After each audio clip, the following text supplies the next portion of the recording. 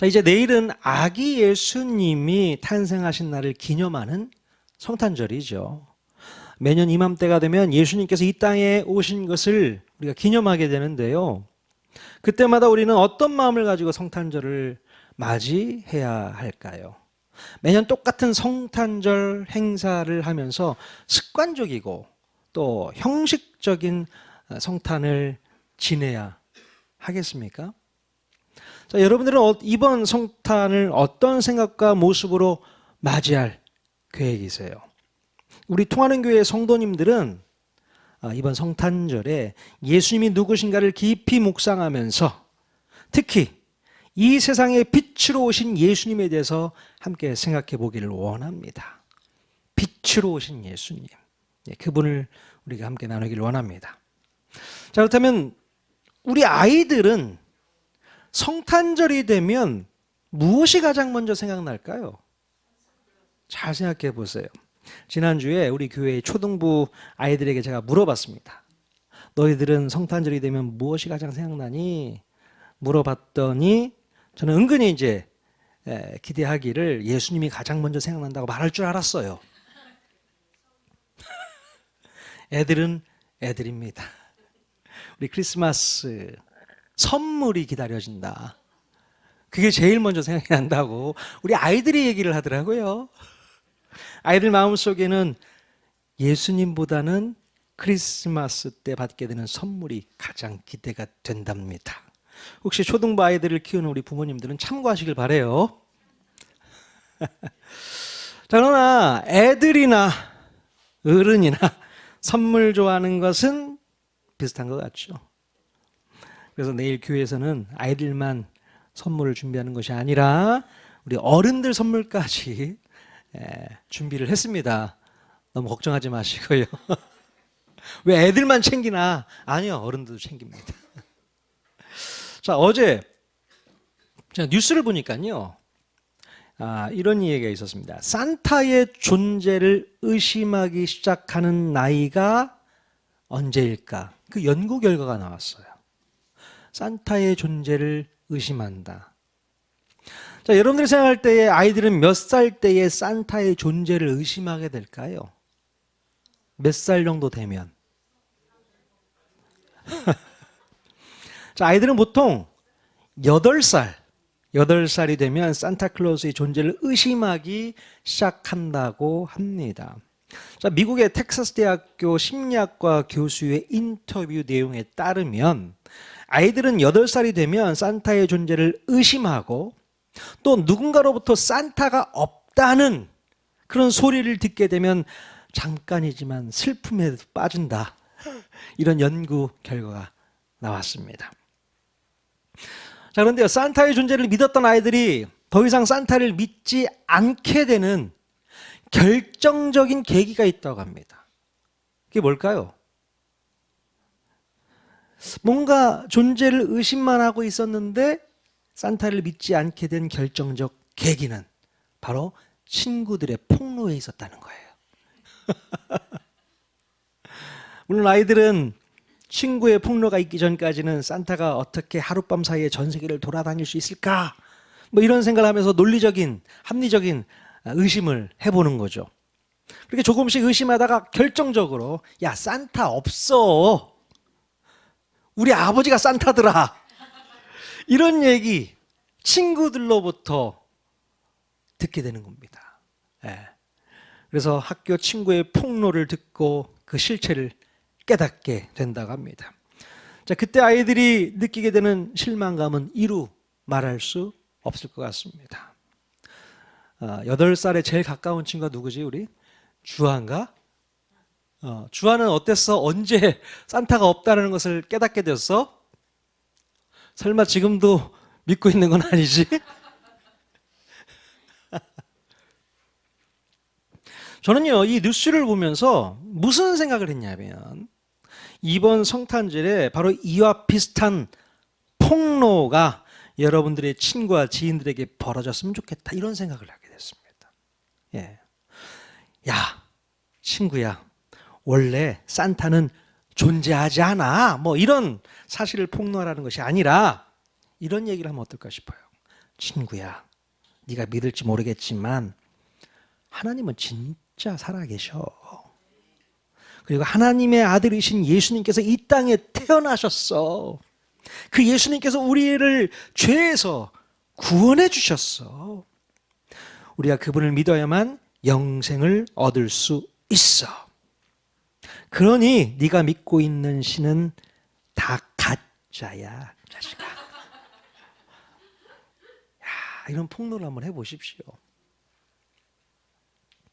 자, 이렇게 우리가 우리의 친구들과 지인들에게 이런 엄청난 폭로를 하면 어떨까요? 자, 이런 엄청난 폭로를 듣게 된 여러분들의 친구나 지인들은 어떤 반응을 보이게 될까요? 뭔가 잠시 슬픔에 잠기면서 내가 지금까지 속아 살아왔구나, 이제부터는 제대로 믿어볼게, 이런 얘기를 하면 어떨까 싶습니다. 이렇게 지금까지는 사탄에게 속아 살아왔지만 하나님께서 살아계신다는 진짜 사실을 깨닫고 주님 앞으로 돌아오는 놀라운 역사가 있기를 축원드립니다. 예, 폭로하십시오. 뭐가 진짜인지, 뭐가 가짜인지 여러분의 폭로에 여러분의 친구분, 지인분, 가족분들이 깜짝 놀라고 돌아오게 될 줄로 믿습니다. 여러분들의 진심 어린 폭로가 한 영혼을 죽음으로부터 구원해내는 놀랍고 역사적인 사건이 될 수 있다는 것을 믿을 수 있기를 바랍니다. 자, 우리 옆 사람에게 한번 이렇게 연습해 봤으면 좋겠습니다. 귓속말로. 하나님 진짜 살아계셔. 네가 믿고 있는 거 가짜야. 예수 믿고 구원받아 천국 갈 수 있어. 빨리 하세요. 연습하는 거예요. 내가 너니까 말해주는 거야. 이게 중요해요. 내가 너니까 말해주는 거야. 아무한테도 얘기 안 해. 너니까 얘기해 주는 거야. 그럼 그 친구가 혹하죠. 정말 살아계셔? 정말? 예수 믿으면 천국 갈 수 있어? 구원받을 수 있어? 네, 그렇게 질문이 돌아와야 되는 것이죠. 이렇게 얘기했더니 야, 너나 믿어라. 그런 친구들 꼭 있죠. 됐어 너나 믿어. 그런 일이 없었으면 좋겠습니다. 자, 오늘 읽은 짧은 본문 한 구절은요, 원래 앞에 기록된 한 가지 사건과 맞물려 있습니다. 자, 앞에 어떤 사건이 있었냐면요, 간음하다가 현장에서 잡힌 한 여인의 이야기가 기록되어 있습니다. 아마도 서기관들과 바리새인들이 예수님을 올무에 빠뜨릴 생각으로 음해가는 여인을 현장에서 급습하고 그녀를 붙잡아서 예수님 앞에 세우게 됩니다. 자, 그때 예수님께서는 땅에다 뭔가를 쓰시고 나더니 뭐라고 말씀하셨습니까? 너희 중에 죄 없는 자가 돌로 먼저 쳐라. 그런 얘기를 하죠. 자, 그랬더니 사람들의 반응이 어땠습니까? 주변에 몰려들었던 사람들이 양심의 가책을 느껴서 손에 들었던 돌을 버리고 하나씩 자리를 떠나고 그 자리에 여인과 예수님만 남게 됩니다. 예수님께서는 다시는 죄를 범하지 말라고 말씀하시고 음행한 여인을 용서해 주셨죠. 자, 그리고 나서 그 다음에 하신 말씀이 오늘 본문 12절의 말씀입니다. 다시 한번 읽어보기를 원합니다. 12절 말씀 시작. 예수께서 또 말씀하여 이르시되 나는 세상의 빛이니 나를 따르는 자는 어둠에 다니지 아니하고 생명의 빛을 얻으리라. 아멘. 이 얘기를 예수님께서 하신 거예요. 예수님께서 이 여인에게 정말로 하고 싶었던 말씀이 바로 이 말씀이었던 겁니다. 나는 세상의 빛이니 그 빛을 보고 따라와라. 그 얘기입니다. 그러면 더 이상 어둠에 거하지 않게 되고 생명의 빛을 얻게 된다는 말씀이죠. 아마도 이 여인은요, 그때부터 이 어둠의 일을 버리고 생명의 빛 대신 예수님을 쫓지 않았을까 싶습니다. 아하, 그렇구나. 이분이 나의 빛이시구나. 이분을 따라가야 되겠구나. 그때부터 예수님을 쫓는 예수님의 제자가 되지 않았을까 싶습니다. 어둠의 일, 지금까지 그가 행했던 그 모든 어둠의 일들을 다 벗어버리고 생명의 빛으로 나온 여인의 모습, 뒤에 기록되어 있지는 않지만 우리가 추측을 해볼 수 있게 되는 것이죠. 여러분, 어둠에 거하는 사람이 과연 이 여인뿐이겠습니까? 예수님의 생명의 빛을 가지지 못한 사람은 모두 다 어둠에 거하는 사람들이라고 저는 생각합니다. 겉보기에는 아무 문제 없고 행복하게 잘 먹고 잘 사는 사람 같아 보여도 그 사람의 내면 깊은 곳을 들여다보면 캄캄한 어둠밖에는 존재하지 않는다는 거예요. 남들보다 많은 지식이 있고 또 많은 재산을 소유하고 많은 명예와 영광을 누리면서 아무런 불편한 것 없이 만족한 인생을 사는 것 같아도 그 사람의 내면을 면밀히 들여다보면 사탄에게 종노릇하면서 비참한 인생을 살아가고 있음을 발견할 수 있게 되는 것입니다. 정말요. 겉으로 볼 때는 아무 이상이 없는 것 같아요.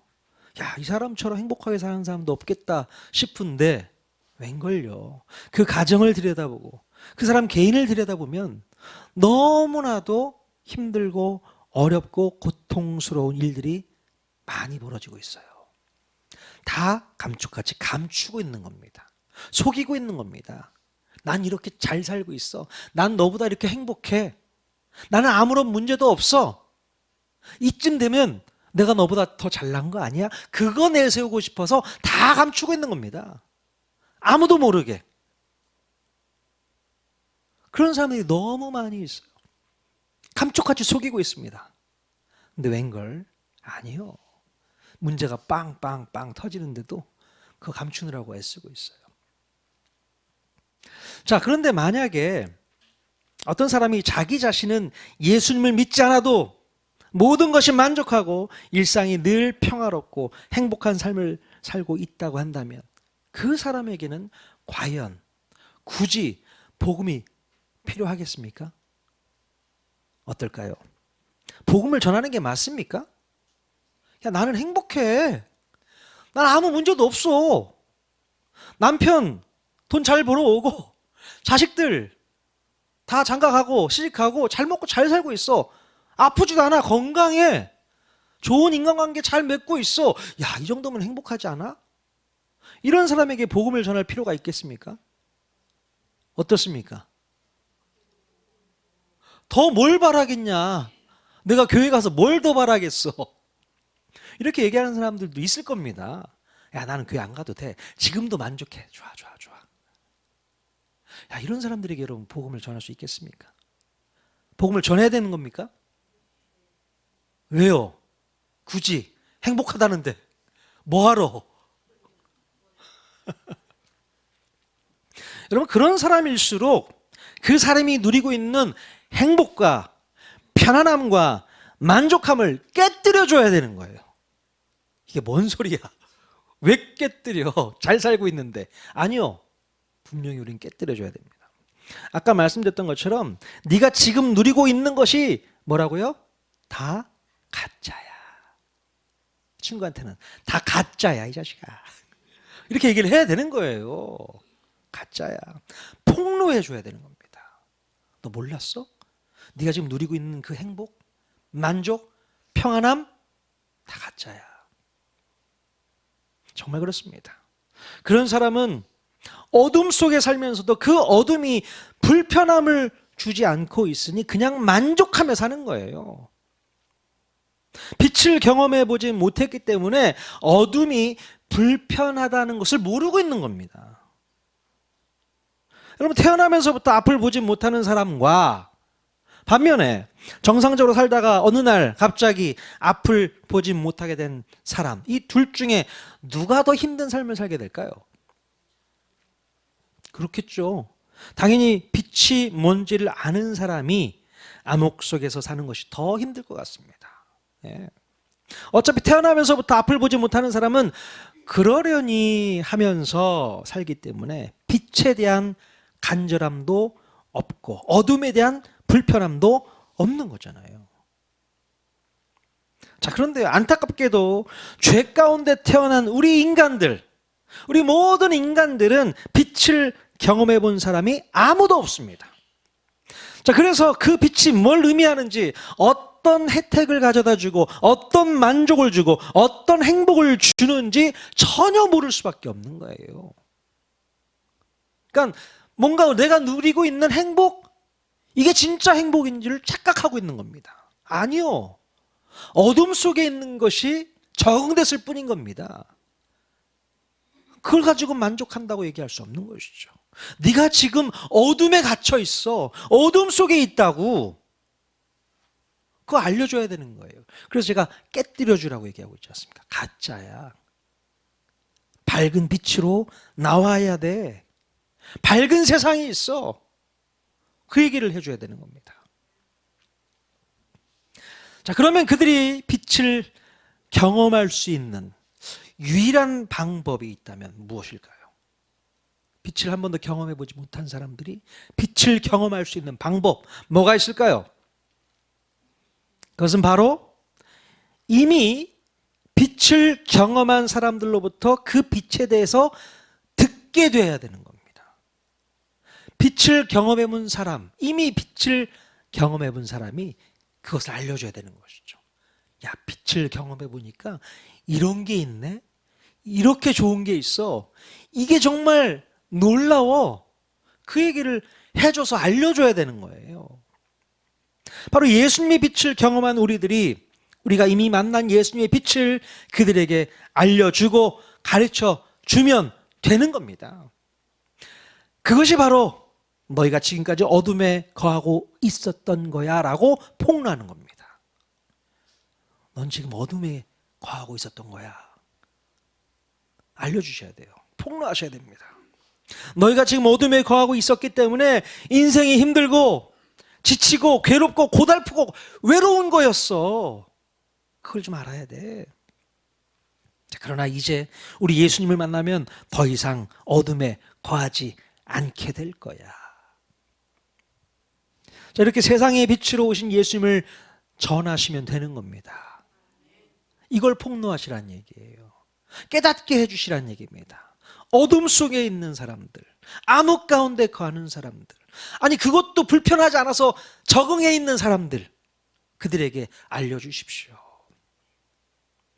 자, 요한복음 12장 46절에 우리 예수님께서 이 땅에 오신 이유를 말씀하고 있습니다. 같이 한번 읽어보겠습니다. 시작. 나는 빛으로 세상에 왔나니 물은 나를 믿는 자로 어둠에 거하지 않게 하려 함이로라. 네, 바로 세상의 빛으로 오신 우리 예수님이 이 땅에 오신 이유는 무엇입니까?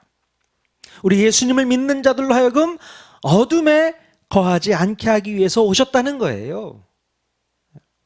즉 빛으로 어둠을 물리쳐 주셔서 다시는 죄 가운데 거하지 않고 사단에게 끌려다녔던 노예의 삶을 더 이상 살지 않도록 하기 위해서 이 땅에 오셨다는 겁니다. 예수님께서 여러분들을 구원하기 위해서 빛으로 오셨다는 거예요. 악한 사단 마귀에 의해서 끌려다녔던 여러분들을 건져내시고자 빛으로 나오게끔 예수님이 빛으로 오셨다 말씀하고 있습니다. 예수님의 빛이 우리 마음속으로 들어오게 되면 어떤 현상이 일어나게 될까요? 뭔가 좀 달라지겠습니까? 자, 우리 마음에 있었던 깊은 공허함이 떠나가게 됩니다. 흑암이 사라지게 되고 무질서했던 마음이 새로운 원리와 원칙으로 질서를 되찾게 되는 거예요. 창세기 1장에 이런 얘기가 있지 않습니까? 빛이 있으라 하시니 빛이 있었고 그 빛이 모든 공허를 떠나가게 하고 흑암을 사라지게 만들고 무질서했던 그런 마음을 질서 정연하게 만들어 주셨다 얘기하고 있습니다. 여러분, 이것이 진짜 행복인 줄 깨달아야 됩니다. 이게 정리가 돼야 돼요. 내 마음 가운데 깊은 공허함, 이게 해결돼야 되는 거 아니겠습니까? 아니 왜 이렇게 나는 뭘 먹어도 배가 고프지 않은 사람도 있잖아요. 뭐가 이렇게 공허하지? 다 채워진 것 같아. 남들 누리는 거 다 누리고 있는 것 같아. 하지만 뭔가 공허해. 분명히 있습니다. 공허합니다. 왜요? 예수님의 빛이 없기 때문에 그렇습니다. 또 늘 암흑 가운데 사는 사람들이 있어요. 야, 내 인생은 왜 이렇게 힘든가? 왜 이렇게 어려운가? 빛이 안 보이네. 이런 분들 많이 있지 않습니까? 그리고 내 안에 있는 모든 것들이 다 질서가 안 잡혔어. 무질서해. 정리가 하나도 안 돼 있어. 복잡해 죽겠어. 자, 이런 마음 가운데 예수님이 찾아오시면, 빛으로 오신다면 이게 해결되는 거예요. 그 해결을 맛볼 때 진정한 행복이 찾아온다는 겁니다. 이게 바로 행복이구나. 행복이 다른 게 없어요. 로또 복권에 당첨되면 행복하겠죠. 예, 잠깐 행복합니다. 그 다음부터는 불행이 시작되는 거예요. 아니, 남들 안 가진 거 다 가질 수 있는데 무슨 불행이야? 한번 경험해 보십시오. 경험 한번 해보고 싶은 분들 계시죠? 로또에 당첨 한번 돼보면 나는 그렇게 안 살 건데, 나는 정말 행복하게 살 건데 하시는 분들, 자신만만하신 분들 반드시 불행해집니다. 그래서 저는 로또 복권을 사지 않습니다. 불행해질까 봐. 어디 커피숍 갔더니 로또 복권 한 장을 주더라고요. 혹시 몰라서 긁어봤죠? 맞춰봤죠? 5천 원 당첨됐어. 아직도 갖고 있습니다. 이거 어디다 팔아먹어야 될지 모르겠어서. 한 번도 안 해봐가지고 어디로 같이 가야 되는 거예요, 이거? 자, 그런 것에 여러분 행복 찾지 마십시오. 진짜 행복은 예수님의 빛 가운데로 나오는 것입니다.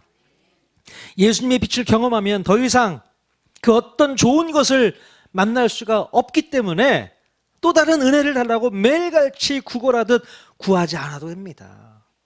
네? 그러니 이 좋은 것을 우리는 마다할 이유가 없는 것이겠죠. 더 좋은 게 필요 없는 거예요. 예수님께서 나에게 빛으로 찾아오신다면 더 좋은 게 없어요. 이것보다 더 좋은 게 있을까? 그럼 그것을 찾겠죠. 근데 그런 게 없더라고요. 다 우리 주님이 주셨기 때문에 가능합니다. 자, 그런데 안타깝게도 이 악한 사탄은요, 죄인된 인간들에게 이 빛을 완전히 완벽하게 차단해 버렸습니다. 이게 나쁜 거죠. 그리고 사탄은 인간이 그 빛을 끊임없이 거부하도록 인간의 마음 가운데 방어벽을 설치해 놨어요. 거부하게 만들고 방어하게 만들고. 그래서 어떤 안타까운 현실이 벌어졌는가? 자, 요한복음 1장 9절에서 11절까지 말씀 같이 읽겠습니다. 시작. 참빛 곧 세상에 와서 각 사람에게 비추는 빛이 있었나니 그가 세상에 계셨으며 세상은 그로 말미암아 지은 바 되었으되 세상이 그를 알지 못하였고 자기 땅에 오매 자기 백성이 영접하지 아니하였으나. 네.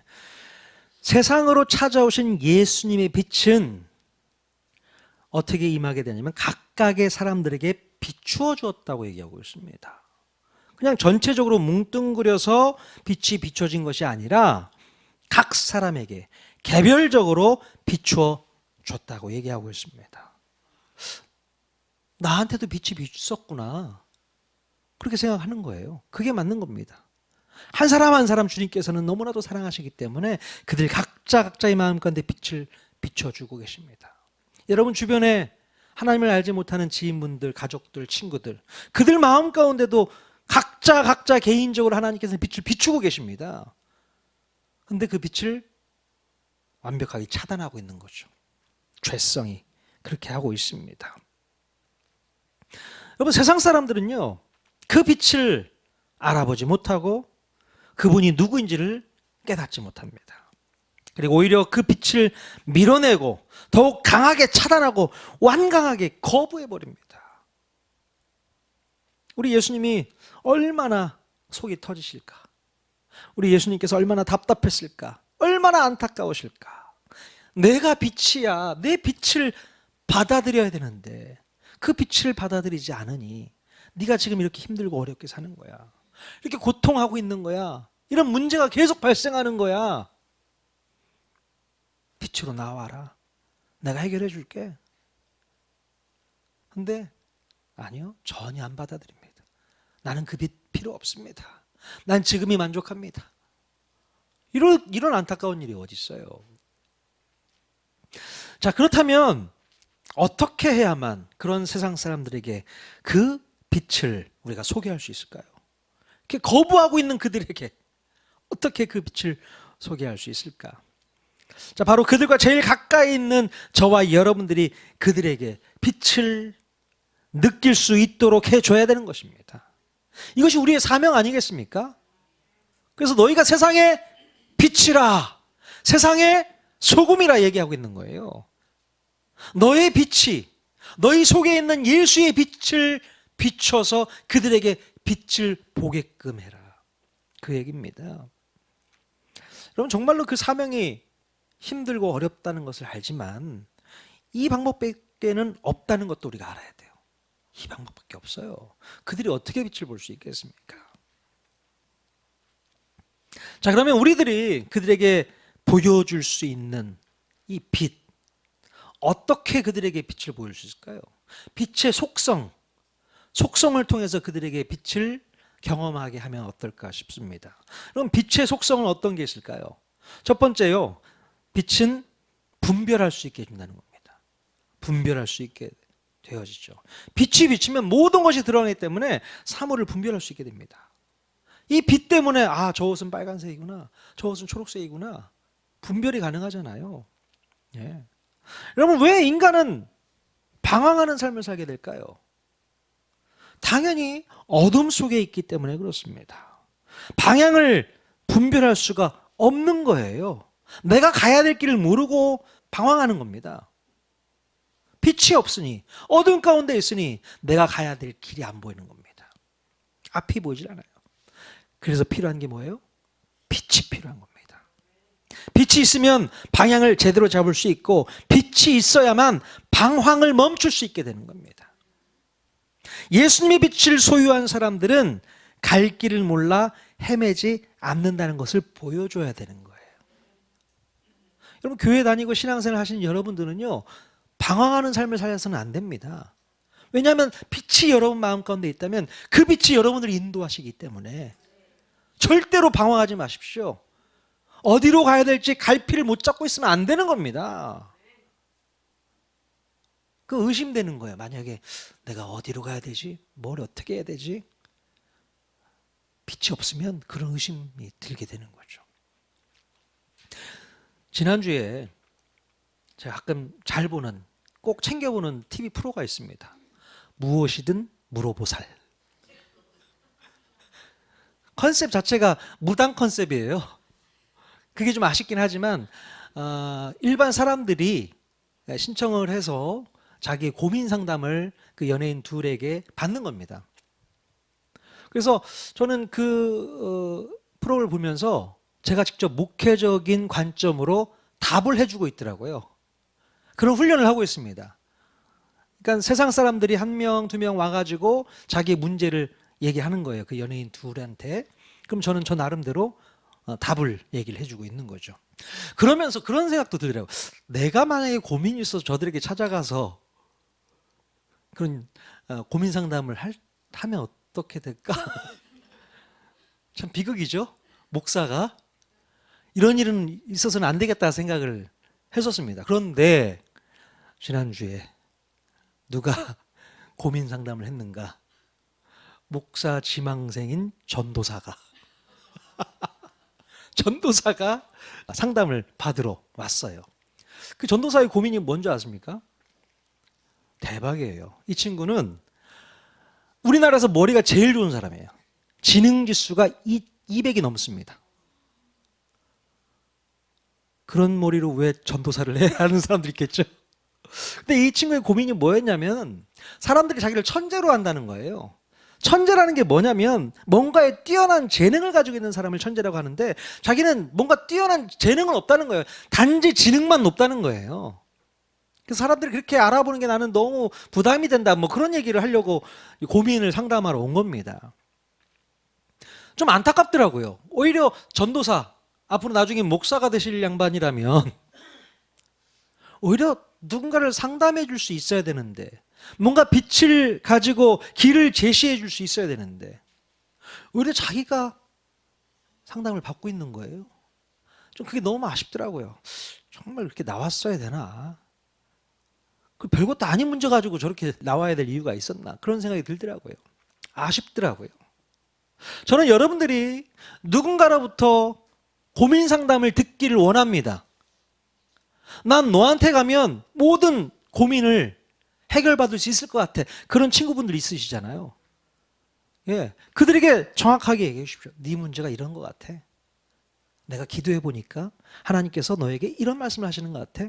오히려 그렇게 길을 제시해 주는, 방황하지 말도록 길을 제시해 주시는 분들이 바로 여러분들이 되어야 될 줄로 믿습니다. 그게 빛을 소유한 사람의 특징인 거예요. 근데 교회를 다닌답시고 교회 집사라는 양반이 어디 타로 점이나 보고 앉았고 점집에 가서 운세를 보고 있었고 토정 비결을 보고 어디 이사 가는데 손 없는 날 찾아 이사를 가고 이러면 되겠습니까? 그 사람에게는 빛이 없는 것 같아요. 주님께서 빛이 되시기에 그 빛을 향해서 걸어가면 되는 거 아닙니까? 다 보인다면 그 길을 향해 갈 수 있는데 그 빛이 안 보이니까 방황할 수밖에 없는 거죠. 그게 참 안타깝습니다. 여러분들은 절대로 방황하지 마십시오. 아멘. 자, 두 번째 빛의 속성 가운데는 뭐가 있냐면 소망을 준다는 겁니다. 빛의 속성, 소망입니다. 우리가 빛 가운데 있어야 바르게 분별할 수 있고 그래야 바른 소망을 가질 수 있게 됩니다. 빛은 우리에게 소망을 갖게 하지만 어둠이 주는 것은 뭘까요? 야망과 탐욕뿐입니다. 어둠 속에서 방황하는 사람들이 아무런 대책 없이 쫓고 있는 것이 바로 그들의 욕심을 채워줄 수 있는 야망과 탐욕이라는 거죠. 안타깝게도 많은 젊은 청년들이 자기 안에 빛이 없기 때문에 세상이 던져주는 야망을 쫓고 세상이 던져주는 헛된 꿈을 꾸면서 방황을 합니다. 자, 그러다가 헛된 야망과 헛된 꿈을 잡을 수 없게 되면 모든 것이 절망으로 바뀌어서 결국 세상을 등지고 안타까운 선택을 하기도 합니다. 요즘 그래요. 취준생들 얼마나 힘들고 어려운 시간들을 보내고 있을까요? 빛이 없어요. 뭘 해도 안 돼. 절망이죠. 자, 그러므로 예수님의 빛을 소유하고 있는 우리들이 그들에게 참된 소망을 넣어줄 수 있어야 되는 거예요. 참된 소망은 예수님의 빛을 받아들였을 때에 찾아오는 것일 줄로 믿습니다. 우리 인간의 삶 가운데 예수님의 빛이 없다면 그 인생은 마지막에 가서는 절망과 깊은 탄식과 후회로 끝을 맺게 되는 겁니다. 그러나 예수님의 빛을 소유하고 살아간 인생은 비록 그의 인생이 인간적으로 볼 때는요, 가난하고 부족하고 빈곤한 삶을 살았다고 하더라도 예수님의 소망을 품고 있었기 때문에 언제나 기쁨과 감사와 만족이 넘쳐나게 된다는 겁니다. 네. 그래서 결코 후회함이 없는 인생으로 마감할 수 있게 되는 거예요. 그러므로 예수님의 빛을 소유한 사람들은 소망이라는 혜택을 누리면서 평생 동안 살 수 있다는 것을 우리는 보여줄 수 있어야 되는 겁니다. 우리에겐 소망이 있잖아. 특히 천국 소망이 있잖아. 그 소망을 가지고 살아가는 모습을 여러분들이 보여주셔야 되는 겁니다. 아니, 저 친구는 저런 환경과 저런 상황 가운데서 어떻게 기쁨을 잃지 않을 수 있지? 어떻게 저 얼굴에 웃음을 잃지 않을 수 있지? 좌절하고 절망할 수 있는 그런 상황 속에서도 어떻게 저 친구는 환한 미소를 짓고 있을까? 뭐라고 대답하면 돼요? 내 안에 빛이 있기 때문에 그래. 내 안에 소망이 있기 때문에 그래. 그 얘기를 해준다면 이런 주변에 있는 사람들이 그 빛을 경험할 수 있게 되죠. 아, 저거구나. 마지막 세 번째 빛의 속성은 바로 생명입니다. 생명. 여러분, 예수님께서 우리 안에 오시면 어떤 변화가 일어나게 될까요? 가장 뚜렷한 변화가 바로 생명 현상입니다.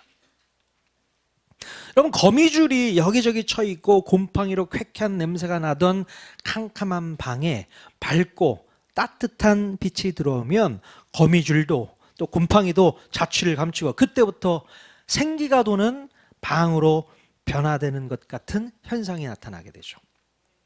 마찬가지로 어두컴컴했던 우리 마음 가운데 예수님의 빛이 들어오면요, 내 안에 있던 모든 방황과 모든 방탕과 모든 절망과 더러운 죄성이 떠나가게 되고 내 안에 죽음의 증상들이 다 사라지게 되고 새로운 생명 현상이 일어나게 된다는 겁니다.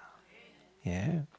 여러분, 새로운 생명 현상이란 무엇을 말하는 것일까요? 날마다 조금씩 예수 그리스도를 닮아가면서 새롭게 변화되는 삶을 사는 것이 아닐까 싶습니다. 살아있다는 것은 변화를 볼 수 있는 거거든요. 생명이 있는 것들은 변화가 있습니다. 근데 생명이 없으면 변화가 일어나질 않아요. 죽음은 그렇습니다. 여러분, 우리의 삶 가운데 예수 그리스도를 닮아가는 변화가 없었던 이유가 있다면 무엇이 있었을까요? 변화가 없는 이유. 여전히 영적인 빛을 받지 못했기 때문에 영적인 광합성 작용이 일어나지 않아서 놀랄 만한 성장도 없고 새로운 변화도 없었던 것입니다. 영적인 빛을 받지 못하면 영적인 광합성 작용도 일어나지 않습니다. 그러니 변화가 없는 거죠. 성장도 없는 거죠. 그러나 정말로 예수님의 빛이 임한 사람들에게는 이와는 반대로 놀라운 생명 형상이 일어나게 됩니다. 여러분의 빛, 마음 가운데 예수의 빛이 임하게 되는 사람들에게는 놀라운 변화가 있게 되는 것이죠. 자, 우리의 삶 가운데 진짜 예수님의 빛이 임했는지를 알아보려면 뭘 보면 알 수 있을까요? 바로 우리의 변화된 삶과 행동을 발견하면 되는 거예요. 한번 스스로 돌아보십시오. 우리 안에 사람을 사랑하는 마음이 첫 번째 생기게 됩니다. 예수님의 빛이 들어오면요, 예수님의 성품, 사랑이 나의 마음 안에서도 이루어지게 됩니다. 그러니까 사람을 사랑하는 사람이 되게 돼요. 여러분, 사람을 사랑한다는 게 뭡니까? 자기 아내, 남편을 사랑하는 건 다른 거죠. 인간을 사랑하는 겁니다. 솔직히 인간 사랑하기가 쉽지 않습니다. 어떻게 사람을 사랑할 수 있어요? 그냥 보기 싫은 사람 안 보면 되는 거고. 근데 그럼에도 불구하고 그를 사랑하는 거, 그런 마음이 생기게 되는 겁니다. 변화의 시작이죠. 또 불의하고 부정직한 일에 손을 떼는 일이 발생하게 됩니다. 야, 이거는 주님이 기뻐하지 않으셔. 어둠의 일이야. 내가 관여할 일이 아니야. 이건 부정직해. 하나님이 기뻐하지 않아. 손을 딱 끊는 겁니다. 그런 일이 발생하는 거죠. 또 모든 중독 증세가 사라지게 됩니다. 거기에 집착하게 되고 미련과 또 세상을 동경하는 마음들, 이런 것들이 사라지게 되는 거예요. 빛이 들어오면 생명 현상이 이렇게 일어난다는 것을 우리가 깨달아야 될 줄로 믿습니다. 여러분, 예수 그리스도를 믿는 우리들에게는 반드시 예수님의 빛이 발견되어져야 합니다. 왜냐하면 우리를 통해서 예수님의 빛이 흘러가기 때문에 그렇다는 거예요. 예수님의 빛은 저와 여러분을 통해서만 전달되도록 되어 있습니다. 그러므로 예수님의 빛을 경험한 우리들이 그 빛을 전달할 수 있는 거예요. 여러분이 그 빛을 전달해 주십시오. 네, 우리 옆 사람에게 이렇게 인사했으면 좋겠습니다. 예수님의 빛 때문에 눈이 부시네요. 한번 옆 사람에게 인사해 주십시오.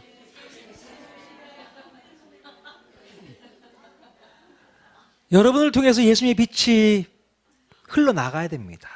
세상 사람들이 야, 너만 보면 눈이 부신다, 눈이 부셔, 이렇게 이야기하게 만들면 어떨까요? 근데 너를 봐도 난 눈이 하나도 안 부셔. 빛이 없는 것 같아. 그러니 나한테 전도하지 마, 제발. 와, 이것처럼 비참한 일이 어디 있을까요?